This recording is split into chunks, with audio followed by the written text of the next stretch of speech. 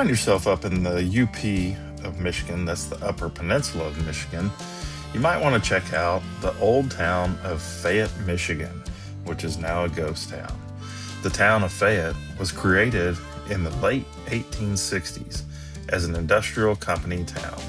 It was built by Jackson Iron Company to process iron ore into charcoal pig iron. Several natural resources made the site ideal. Harbor on Lake Michigan, Big Bay de Noc for shipping iron and supplies. Limestone cliffs used as flux in the smelting process. Huge surrounding forest that produced charcoal for the blast furnace. These advantages led the company to build a complete town there, including a blast furnace, docks, houses, and a hotel and shops. Between 1867 and 1891, Fayette became a bustling industrial community. Life in the town included hundreds of workers and families, a company hotel and general store, schools, a church, and town hall. Docks where ships loaded pig iron for markets in cities like Chicago and Detroit. The iron production was dirty and noisy, but it supported the entire town economy. By the 1890s, the town began to decline because high-quality iron ore became harder to obtain. New steel-making technologies made charcoal iron competitive. Transportation and industry shifted elsewhere. In 1891, the furnace shut down, and the company abandoned the town soon afterward. Today, the site is preserved as Fayette's Historic State Park. Visitors can walk through more than 20 preserved buildings, including the blast furnace ruins, workers' homes, the old hotel, a blacksmith shop, and the company offices. The town sits dramatically under a 90-foot limestone cliffs overlooking Lake Michigan, making it one of the most unique historic sites in Michigan. Fayette is one of the best preserved 19th century industrial towns in the United States, giving a rare look at life in a company town during the iron smelting era. If you find yourself visiting there, you can do the self-guided tour, which there's signs like that one that we're reading right there. And there's plenty of places where you can walk in. Some of these buildings probably are a little dangerous to go in, so this is why some of the doors are closed off.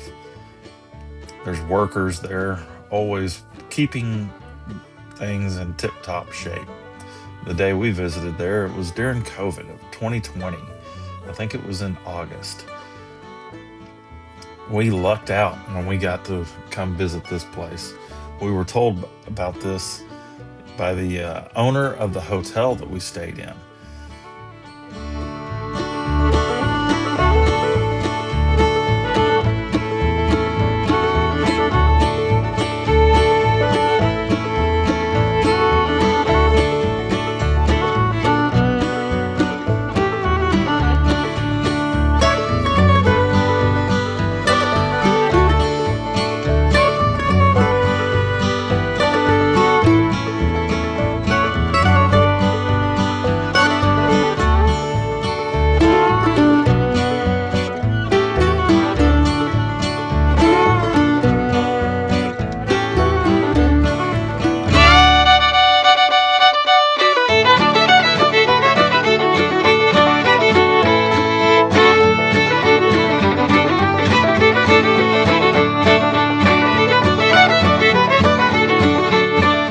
So if you're like me, you're probably imagining what was life like back then around the smelter and all this.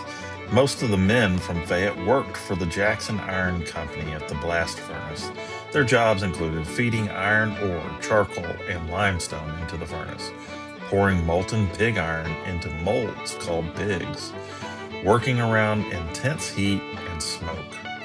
The furnace ran 24 hours a day, so workers rotated through long shifts, often 10 to 12 hours, Temperatures near the furnace could reach over 1,000 degrees, making it extremely dangerous work. A lot of the workforce didn't work at the furnace at all. Huge crews were out in the surrounding forest, cutting trees, burning wood into charcoal in large kilns, hauling charcoal to the furnace. The forest around Big Bay de Noc were constantly being harvested to keep the furnace running. Fayette was completely owned by the Jackson Iron Company. The houses were owned by the company, the store was owned by the company, even the hotel and boarding houses were company property. Different workers lived in different parts of town depending on status. For example, furnace managers lived in larger homes on the bluff. Laborers lived in smaller houses near the furnace. This created a clear social class system in town. Despite the hard industrial work, Fayette was a real family town. The population peaked at around 500 residents, including many children. The town had a school, a church, company store, hotel for travelers, and a saloon. Women often worked by running boarding houses, teaching school, and helping with gardens and household work. Many families also fished in Lake Michigan to supplement food. Fayette's harbor was constantly busy. Ships came to deliver iron ore for mines near Lake Superior, carry pig iron to industrial cities. In winter, however, Lake Michigan froze, and the town became fairly isolated for months. Life during the winter was tough.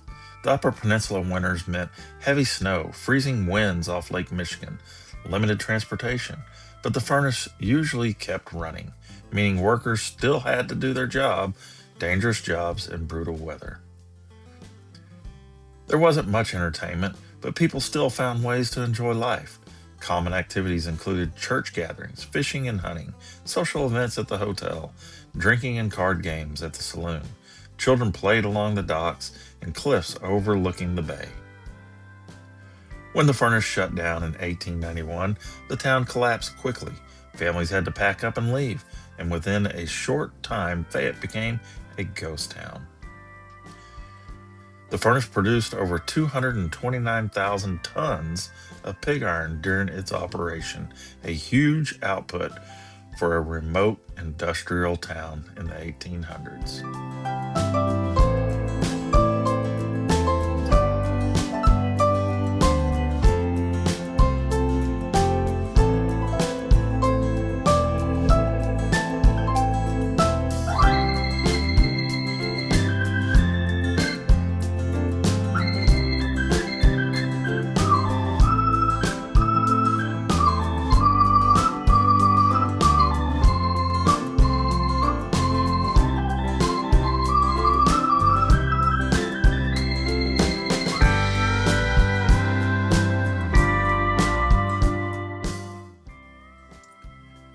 In the Iron Town preserved today at Fayette Historic State Park, life could be extremely dangerous.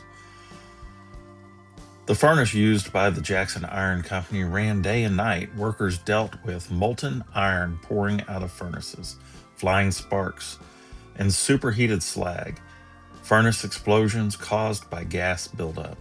Accidents were common in the iron towns during the 1800s. Burns, crushed limbs, and fatal falls were a real risk.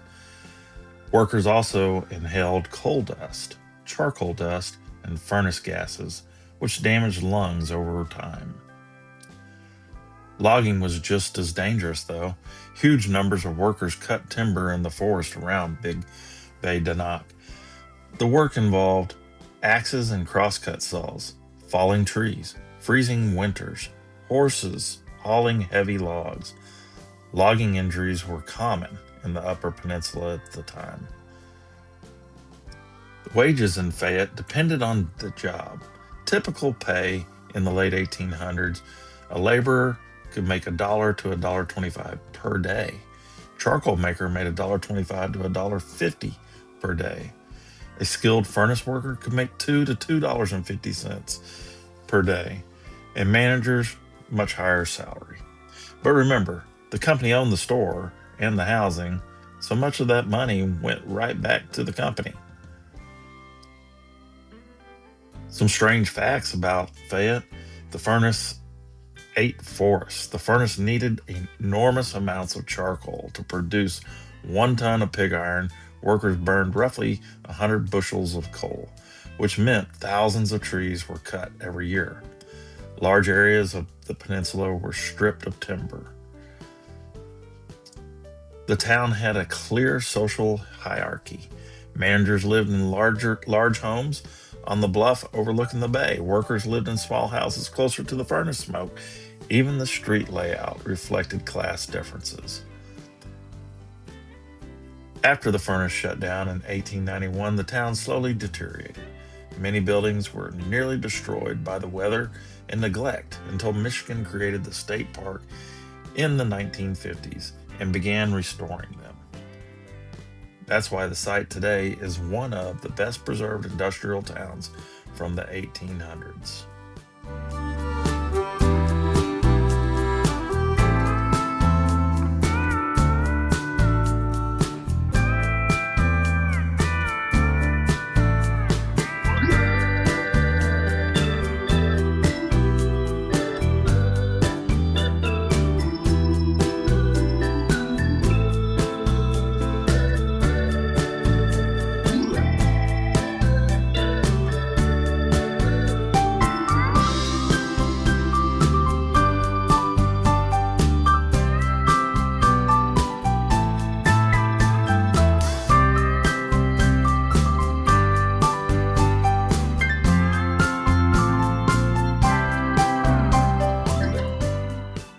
So, what was the downside to a company owned town?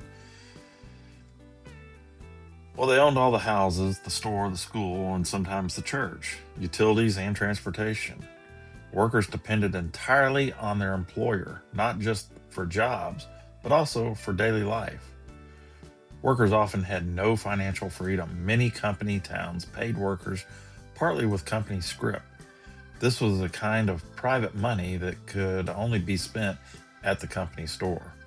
Because the company set the prices, goods were often much more expensive than in normal towns. This created a cycle where workers could never really get ahead financially. The company also controlled housing. Since the company owned the homes, workers could be evicted if they lost their job. Rent was deducted directly from wages. Living conditions could be poor with little ability to complain.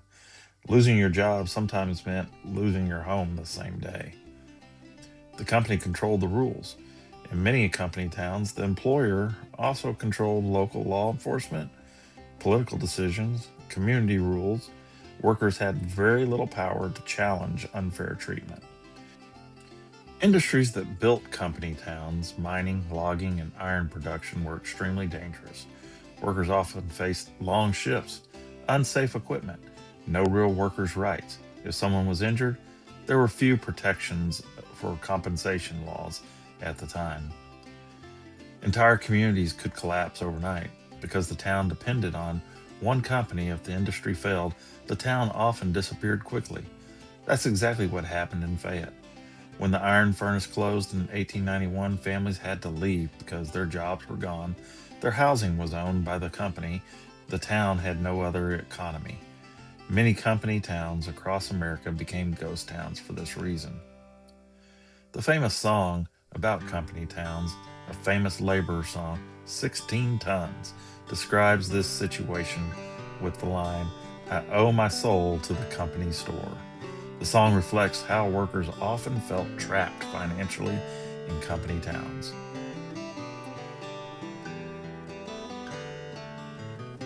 Imagine if your boss was owned your job, your house, and the only store in town.